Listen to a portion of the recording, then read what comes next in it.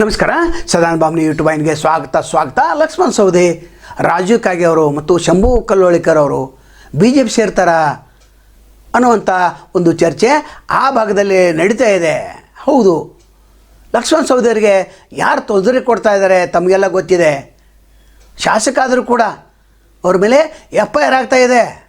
ಏನು ನಡೆದಿದೆ ಕಾಂಗ್ರೆಸ್ ಜಿಲ್ಲಾ ಒಂದು ರಾಜಕೀಯದಲ್ಲಿ ಅವ್ರ ಬೆಂಬಲಕ್ಕೆ ಕಾಂಗ್ರೆಸ್ ಶಾಸಕರನ್ನು ನಿಲ್ತಾ ಇಲ್ಲ. ನಂತರ ಮಂತ್ರಿ ಮಾಡಂತಂದರೆ ಅದು ಕೂಡ ಆಗ್ತಾ ಇಲ್ಲ.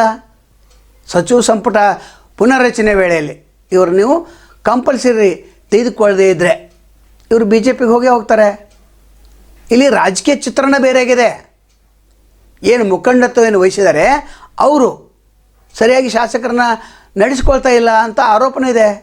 ನಂತರ ಯಾವುದೇ ಕೆಲಸ ಆಗಲಿ ಮಹೇಶ್ ತಮ್ಮನವರು ಮುಖ್ಯಮಂತ್ರಿ ಟೇಬಲ್ಗೆ ಹೋಗಿ ಅಲ್ಲಿ ಮಾಡಿಸ್ಕೊಂಡು ಬರ್ತಾ ಇದ್ದಾರೆ. ಅಂದರೆ ಇಲ್ಲಿ ರಾಜಕೀಯ ಬೆಳವಣಿಗೆ ಕಂಪ್ಲೀಟ್ಲಿ ಉಲ್ಟಾಗಿದೆ. ಹೀಗಾಗಿ ನಾವು ಹೇಳಿದ್ದು ಮುಂದಿನ ಸಲ 11ಕ್ಕಿಂತ ಹೆಚ್ಚು BJP ಶಾಸಕರ ಆಯ್ಕೆ ಆಗ್ತಾರೆ, ಉಳಿದವರು ಕಾಂಗ್ರೆಸ್ಸಿಂದ ಆಯ್ಕೆ ಆಗ್ತಾರೆ. ಅದು ತಮ್ಮ ತೋಳ್ಬಲ ಹಣಬಲದಿಂದ ಆಯ್ಕೆ ಆಗ್ತಾರೆ ಅಂತ. ಶಂಭು ಕಲ್ಲೋಳಿಕರ್ ಅವರು ಕೂಡ BJPಯಿಂದ ಸ್ಪರ್ಧೆ ಮಾಡ್ತಾರೆ ಅಂತ ಅಲ್ಲಿ ಚರ್ಚೆ ನಡೆದಿದೆ. ಯಾಕಂದರೆ ಕಾಂಗ್ರೆಸ್ಸಲ್ಲಿ ಇವರು ಟಿಕೆಟ್ ಸಿಗೋದಿಲ್ಲ, ಪಕ್ಷೇತರಾಗಿ ನಿಂತರೆ ಜನ ನಂಬೋದಿಲ್ಲ. ಹೀಗಾಗಿ BJPಯಲ್ಲಿ ಸ್ಟ್ರಾಂಗ್ ಇದೆ. ನಂತರ ಈಗಾಗಲೇ ಏನು ಶಾಸಕರಿದ್ದಾರೆ ಅವರನ್ನು ತೆಗೆದು ಶಂಭು ಕಲ್ಲೋಳಿಕರ್ಗೆ ಕೊಡುವಂಥ ಒಂದು ಸಾಧ್ಯತೆ ಕೂಡ ಅಲ್ಲಗಳೆಯುವಂತಿಲ್ಲ. ಇದು ಚರ್ಚೆ ನಡೆದಿದೆ.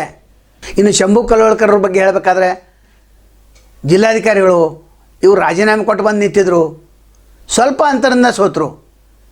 ಅದರ ಜನಪ್ರಿಯತೆ ಎಷ್ಟಿದೆ ಅಂತಂದರೆ ಇಲ್ಲಿ ಯಾವುದೇ ಪಕ್ಷದಲ್ಲಿ ಆರಿಸಿ ಬರುವಂಥ ಸಾಧ್ಯತೆ ಭಾಳ ಹೆಚ್ಚಿವೆ. ಅಲ್ಲಿ ಚರ್ಚೆ ಅದೇ ನಡೀತಿದೆ. ತಮ್ಮನವರೇನು ಕುಟುಂಬ ಇದೆ, ದೊಡ್ಡ ಕುಟುಂಬ, 17 ಮಂದಿ PhD ಇದ್ದಾರೆ ಮತ್ತು ಆಸ್ತಿ ಕೂಡ ಸಾಕಷ್ಟಿದೆ. ಪಕ್ಷಕ್ಕೆ ಫಂಡು ಕೊಡ್ತಾರೆ, ಸ್ವಂತ ಖರ್ಚು ಮಾಡ್ತಾರೆ ಮತ್ತು ಸಾರ್ವಜನಿಕ ಸೇವೆಯನ್ನು ಮಾಡ್ತಾರೆ. ಶಂಭು ಕಲ್ಲೋಳಿಕರ್ ಅವರು ಭಾಳ ಮುತುವರ್ಜಿ ವಹಿಸಿ ಕೆಲಸ ಮಾಡಬೇಕಾಗ್ತದೆ. ಯಾಕಂದರೆ ಇನ್ನೂ 2.5 ವರ್ಷ ಉಳಿತು. ಈ 2.5 ವರ್ಷದಲ್ಲಿ ನಾವು BJP ಪಕ್ಷ ಟಿಕೆಟ್ ಕೊಡ್ತಾರೆ, ನಾ ಆರ್ಚಿ ಬರ್ತೇನೆ, ಅದು ಓವರ್ ಕಾನ್ಫಿಡೆನ್ಸ್ ಬೇಡ.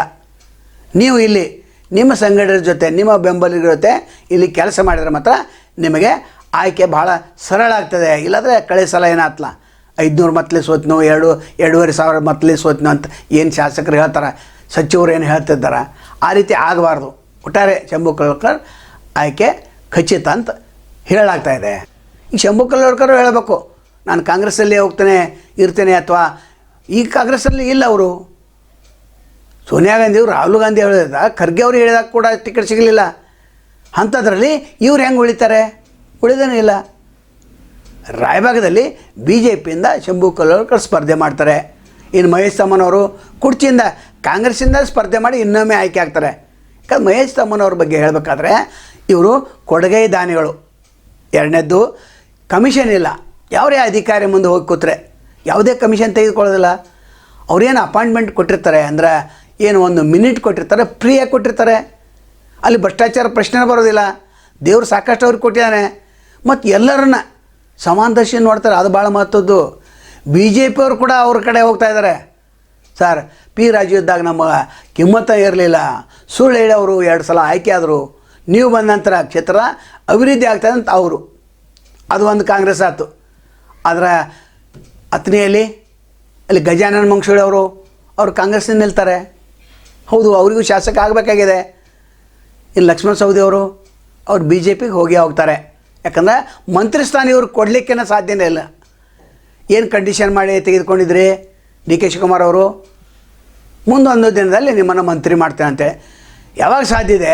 ಯಾವಾಗ ಲಕ್ಷ್ಮಣ್ ಸವದಿ ಕಾಂಗ್ರೆಸ್ಸಲ್ಲಿ ಉಳಿತಾರೆ ಅಂತಂದರೆ DK ಶಿವಕುಮಾರ್ ಮುಖ್ಯಮಂತ್ರಿ ಆದ ನಂತರ ಇವ್ರನ್ನ ಮಂತ್ರಿ ಮಾಡೇ ಮಾಡ್ತಾರೆ. ಯಾಕಂದರೆ ಕೊಟ್ಟ ಮಾತಿಗೆ ಅವರು DK ಶಿವಕುಮಾರ್ ನಡ್ಕೊಳ್ತಾರೆ. ಒಟ್ಟಾರೆ ಲಕ್ಷ್ಮಣ್ ಸವದಿ ಅವರು BJPಗೆ ಹೋಗುವಂಥ ಸಾಧ್ಯತೆ ಭಾಳ ಹೆಚ್ಚಿದೆ, ಮಂತ್ರಿ ಆಗದೇ ಇದ್ದರೆ. ಇನ್ನು ಅವ್ರ ಜೊತೆಗೆ ರಾಜು ಕಾಗೆ ಅವ್ರನ್ನ ತೆಗೆದುಕೊಂಡು ಹೋಗ್ತಾರೆ. ಅವರು ಅಲ್ಲಿ ಕೂಡ ಅವರಿಗೆ ತೊಂದರೆನೇ ಆಗ್ತಾಯಿದೆ. ಏನೋ ಒಂದು ನಿಗಮ ಮಂಡಳಿ ಕೊಟ್ಟು ಏನೋ ಸಮಾಧಾನ ಪಡಿಸಿದ್ದಾರೆ. ಆದರೆ ಲಕ್ಷ್ಮಣ್ ಸವದಿ ಅವರು ಏನು ಹೇಳ್ತಾರೆ ಅದನ್ನು ರಾಜು ಕಾಗೆ ಅವ್ರು ಕೇಳ್ತಾರೆ. ಯಾಕಂದರೆ ಹಿಂದಿನ ಚುನಾವಣೆಯಲ್ಲಿ ತಮ್ಗೆ ಗೊತ್ತಿದೆ, ಇಲ್ಲಿ ತಮ್ಮ ಕ್ಷೇತ್ರದಲ್ಲಿ ಗೆಲ್ಲೋದಲ್ಲದೆ ಅಲ್ಲಿ ಕೂಡ ಗೆಲ್ಸ್ಕೊಂಡು ಬಂದರು. ಇನ್ನು BJPಯಲ್ಲಿ ಇವ್ರನ್ನ ತೆಗೆದುಕೊಳ್ತಾರೋ ಬಿಡ್ತಾರೋ ಆ ಪಕ್ಷಕ್ಕೆ ಬಿಟ್ಟ ವಿಚಾರ. ಅದರ ಚರ್ಚೆ ಮಾತ್ರ ನಡೆದಿದೆ. ಒಟ್ಟಾರೆ ಈ 3 ಜನ ನಾಯಕರು ಗೆಲ್ಲೋದು ಮಾತ್ರ ಪಕ್ಕ, ಆದರೆ ಯಾವ ಪಕ್ಷದಿಂದ ಅನ್ನೋದು ಹೇಳಲಿಕ್ಕೆ ಸದ್ಯಕ್ಕೆ ಸಾಧ್ಯ ಇಲ್ಲ. ಆದರೆ ನಮಗೆ ಕೇಳಿ ಬಂದಂಥ ಮಾಹಿತಿ ಇದು. ನಾಳೆ ಮತ್ತು ತಮ್ಮನ್ನು ಭೇಟಿ ಆಗ್ತೇವೆ. ಅಲ್ಲಿವರೆಗೆ ಎಲ್ಲಿ ಶುಭಾಗಲಿ. ನಮಸ್ಕಾರ.